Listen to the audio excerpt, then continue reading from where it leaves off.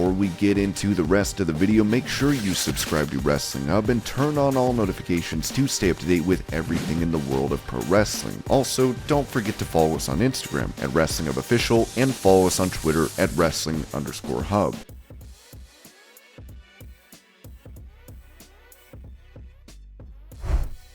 With many thinking that Roman Reigns will face The Rock at WrestleMania 39, WrestleVotes has noted that there are issues booking the undisputed Universal Champion, writing, "The situation with the world titles and Roman Reigns is a complex one according to a source. They would like to go into Mania season and WrestleMania itself with two champions, but they also don't want Reigns losing at all prior. I'm told Triple H and company are open to all things creatively here."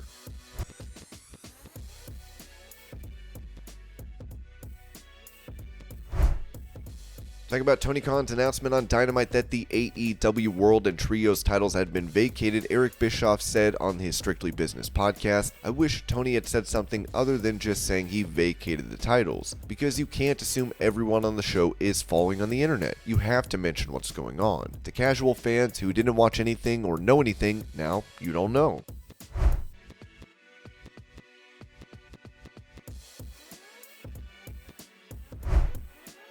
When discussing who saw the backstage brawl after All Out between the Elite and CM Punk, Jim Cornette accused the EVPs of withholding information. Well, the side that burst into the locker room had at least one talent relations executive, 3 vice presidents, and the number 2 in command, and the head of the legal department. And there's still an investigation going on. Well, it seems like with all the dignitaries in the company, you'd get the straight story, wouldn't you, from them? Except if all those dignitaries were from the side that caused the whole problem. That's why there's an investigation going on, because there's more to the story than what that group is giving out. It was even noted by Dave Meltzer, BTE's on hiatus. They've been pulled from all advertising from all shows, Omega and the Bucks, including the pay-per-view, which is months away. Omega was also recently spotted visiting the Sega office in Japan.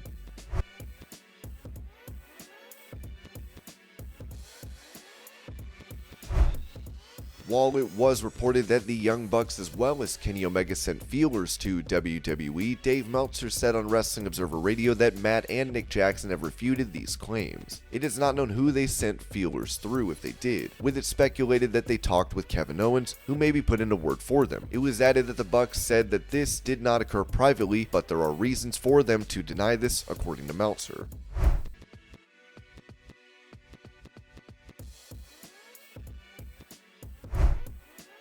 Belt fan Dan Insider in the title belt community took to Twitter to update fans on reported plans for tag titles in WWE, writing, "New WWE tag belts are described to me as being the existing design, dual-plated black strap, and having a stacked, large WWE logo in the center. They also have the old, never-used tags, which are the women's tag style on colored straps. Women's belts getting colored backing soon."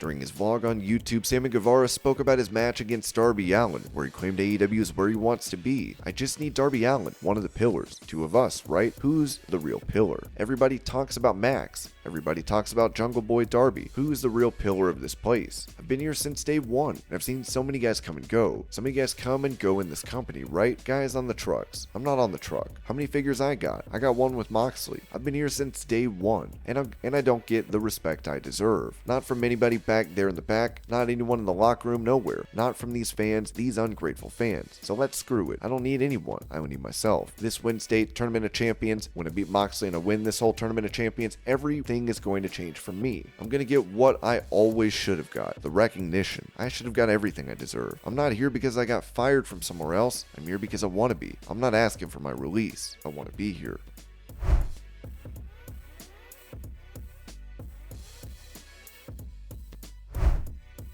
With Bobby Lashley holding the US title on Raw, it's been noted by Fightful that the head of creative in WWE, Triple H, wants to make sure that championship is seen as a credible prize, which is the reason Lashley is presented as a proper star.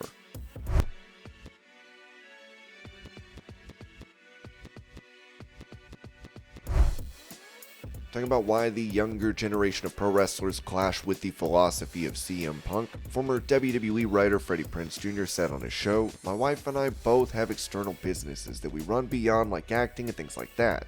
And I know we're partners, and her had a very difficult time working with the younger generation. With millennials, right, they just didn't understand the way their brains worked. And I remember everything was, they want everything too easy. They want less hours and more money. And I still, for whatever reason, had a very clear image in my head of the older generation bitching about my generation when I was younger. And so my philosophy is, this is just how it's always been." And if you listen to what CM Punk said in the beginning, he said, "I can't wait to work with this next generation, this young talent out here, and give them the spotlight they need." Now, he went in there with that intention in mind, but when you see how different that other generation thinks, and what kind of stories they want to tell and how different it is than what you want to do, and when your body won't allow you to tell these stories that they told when you were in your prime, and you start getting hurt all the time trying to prove a philosophy, it's hard for that younger generation to buy into your philosophy even more. They're like, he's talking about us working and gonna get hurt, and he's hurt every match he's in.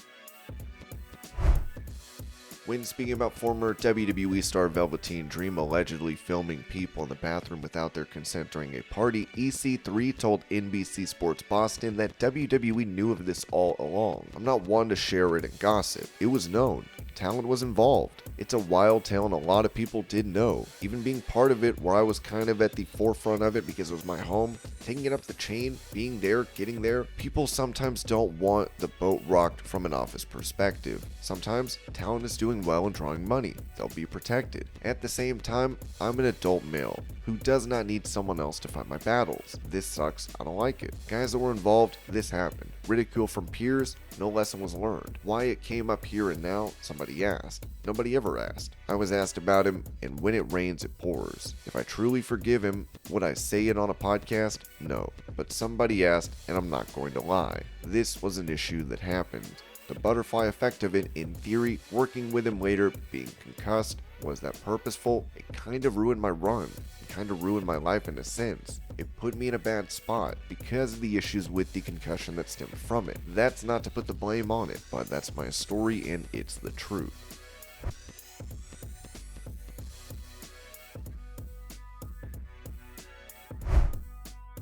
In an update on the AEW suspensions, Bryan Alvarez said on Wrestling Observer Live, "Everybody involved, including those breaking up the fight, ended up being suspended by AEW. Essentially, they were sent home and no one heard anything. No contact between AEW and anybody that was sent home. They were all just sitting there, no idea what's going on, just sitting. As of today, I don't know everybody who is off suspension, but I believe that everybody who was involved in breaking up the fight is now off suspension. I know that Pat Buck is off suspension, Brandon Cutler is off suspension, and I think some other people were called today and they're off suspension. So right now, to the best of my knowledge, and there may be phone calls being made right now for all I know, I believe that if you were involved in breaking it up, you are off suspension. But if you were actually involved in the fight, you are still on suspension. The good news is the investigation has continued to the point where they're now taking people off suspension, but everybody else who is still suspended is still in the dark."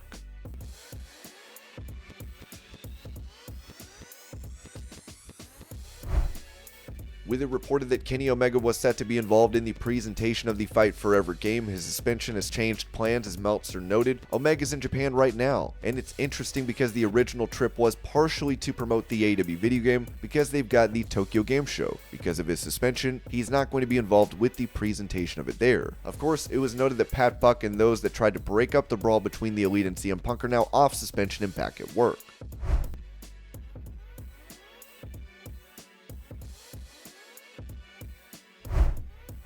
Prior to the backstage issues from All Out, AEW would hold a talent meeting where Kenny Omega got a mixed reaction for his pep talk. As the Observer said, also surfacing was a story that at the company meeting called several weeks back, that the part of the speech by Omega that was described as a pep talk and tough love, but that some were irked by a line he said that 8 out of 10 of the people there he wouldn't have hired. He absolutely said the line. One version is that it was very clear when he said it, he was being comedic, that he was looking at Will Ospreay when he said it, then said that he was just messing with Ospreay. Many laughed about it, others took it as serious, and there were those upset about it. Several told us it was something totally misinterpreted and taken out of context, but others didn't like it. He also did say that the overall energy and the locker room at the start of the company was more positive, perhaps in trying to recreate that time and place with the current roster.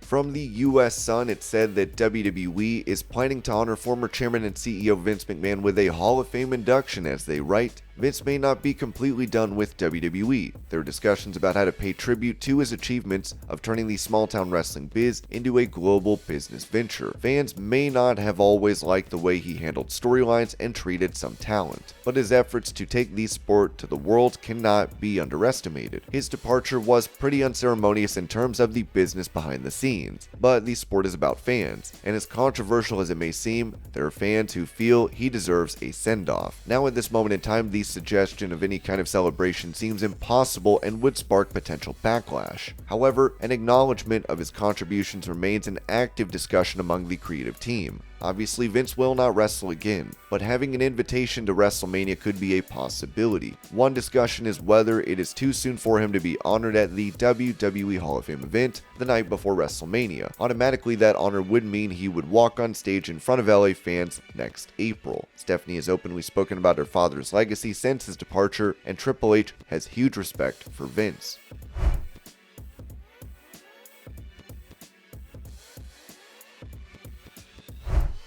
Speaking on his Extreme Life podcast, Matt Hardy would give an update on his brother Jeff and talked about them teaming with Wardlow to go for the Trios title. That sounds great, pretty exciting. We're getting close to the point where we meet the new Jeff, and we figure out his future and what he ends up doing. I'm pretty excited because I feel like his mentality is that he knows he has to make changes and do what's right, and I feel like he's at the point where he will this time around. I'm excited to have him back, and I think teaming with Jeff and Wardlow would be amazing, would be so much fun. Wardlow responded, "I don't think I need to answer that on how much that would mean to me. Yeah, I can't even fathom that. I don't even know what that would feel like." In regards to a return to in-ring action, the Observer said that Jeff Hardy is expected to be out of rehab soon and back in the ring. Of course, Jeff Hardy was arrested in June for DUI, as Steve Carey of Ringside News wrote. There is a lot of talk of Jeff Hardy returning to AEW over the last 24 hours. Upon checking up with his legal situation, it looks like his pre-trial court date was pushed back once again. It's now set for October 19th, 2022. It's also worth noting that Jeff Hardy has waived his rights to a speedy trial. Arresting officers and the video evidence that TMZ posted will also be used to testify against Hardy at trial.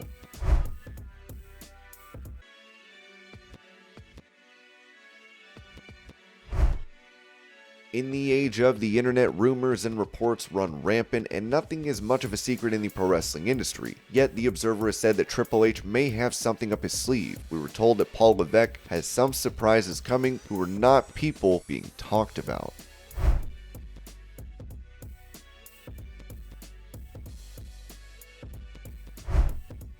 Talking on After the Bell about his recent WWE comeback, Braun Strowman recalled being asked if he talked with other companies. "We talked to everybody. People reached out about stuff. I kind of play around with the ideas, and I always said in interviews, and people thought I was stupid for it. I will never put on a pair of boots for anybody besides WWE, and I stuck to my word. I never put on another pair of boots. I went out, started my own thing, worked for myself, gave young talent a place to come to work, make a living, and own their craft in CYN. Stuck to my guns. I will never wrestle for anyone other than myself or WWE. Here we are. The monster is home." Strowman would also reveal the emotions he had after making his return. "I cried when I came back through the curtain. Once I got away from everybody, I finally was able to absorb it and let it in."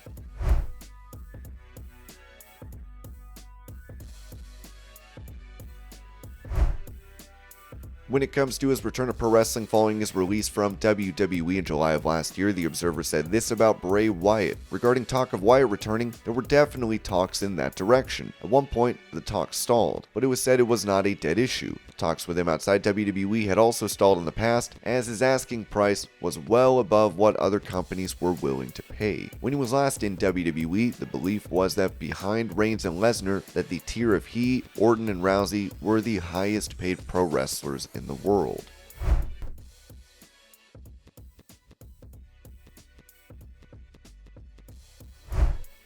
On his podcast, Chris Jericho recalled working in WWE and contrasted it with his position in AEW today, saying, "The one thing in WWE was, a lot of times they're like, draw me a picture. I'm like, what would you like a picture of, Vince? A cow? Okay. Make it a horse. Okay. Make it a dragon. Oh, okay. With Tony, it's like, we need a dragon. It might be a green dragon, it might be a red dragon, it might be a fire dragon. At least we know where we're going with it." I loved working with Vince. And I did work with Vince, but it's writers that I don't like. Every Sunday, the writer would call you and say, "Here's what you're doing this week." That to me is just like, I don't like that, man. I don't want to be told what I'm doing.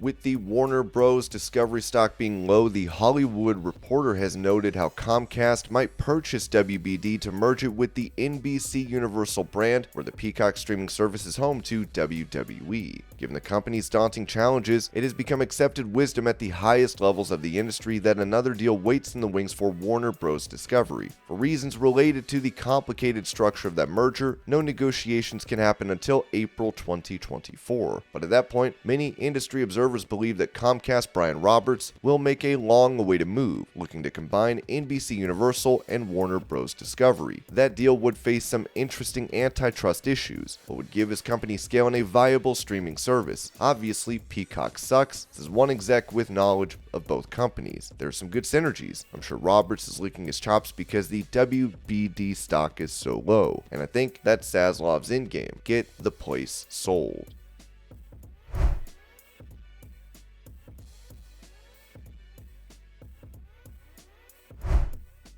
As Edge was taken out by the Judgment Day, many fans are curious as to how long the rated R superstar will be gone. Steve Carey of Ringside News wrote, "We have a major update on Edge. We were able to confirm that he will be at Extreme Rules on October 8th, so his injury hiatus won't last long this time."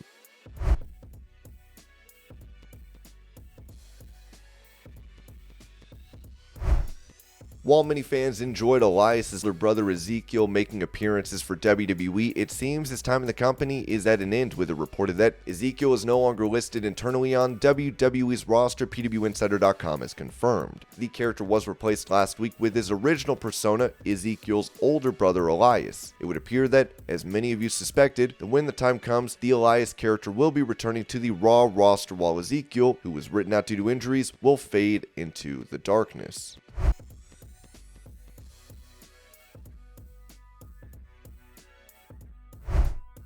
During a Twitch stream, AEW star Colt Cabana would respond to CM Punk's rant about him post All Out, as it was thought by fans that Punk had something to do with Colt being moved from the AEW roster to Ring of Honor. Colt would touch on Punk claiming he shares a bank account with his mother, saying, "That's a fun little tidbit. My brother is the director of Family Guy. You can look up his name. He also shares a bank account with my mother."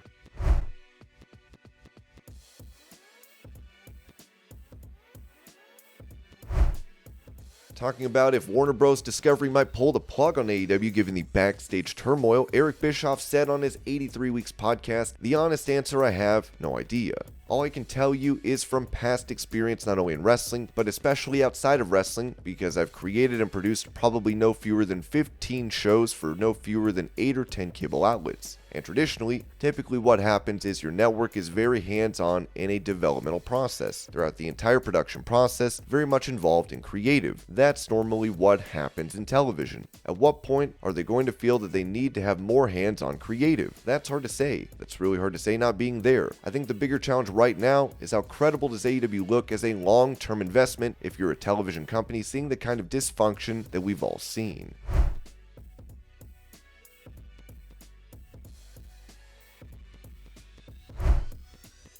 Speaking about the aftermath from the backstage brawl post All Out between the EVPs and CM Punk, PW Torch reported that the Young Bucks have majority of the locker room supporting them. While the Bucks and Omega remain suspended for the duration of the investigation, it's been said that only a handful support the decisions of CM Punk.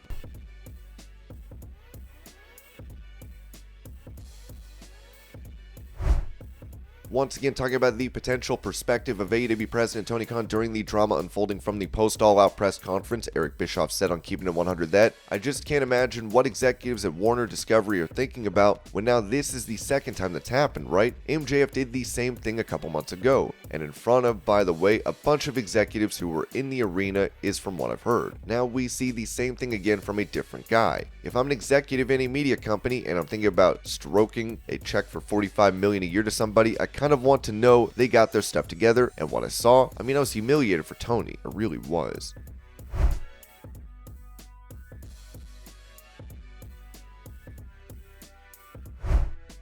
With it previously reported by PW Insider that majority of the locker room is standing by the Young Bucks after they and Kenny Omega got into a brawl with CM Punk and Ace Steel, Jim Cornette commented on those claiming this is a work, because it's not a work, and you can't put this together where anybody benefits in any way whatsoever if it is a work. If it was a work, I should say. Again, from the Montreal Screwjob to whatever everybody wants to think that everything in wrestling is the work, because 98% of everything, or 99, or whatever the overwhelming statistic, is a work. But I think now people are trying to figure out a way to justify this in their own mind as being a work because it's so ridiculous.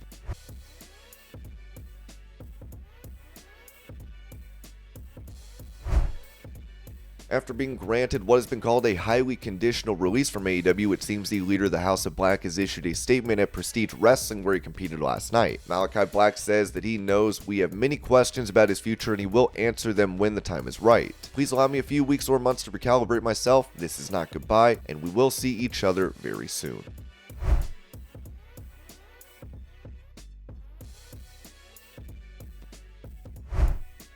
Going back to the backstage brawl in AEW following All Out, it was said that producer for the company Ace Steel intervened and pulled the hair of and bit Kenny Omega. The cleaner was recently spotted back in Japan as a picture from there reveals where he was potentially bitten. And this was your Pro Wrestling News Update. I hope you're all having a great day. Thank you so much for watching, and I'll see you later.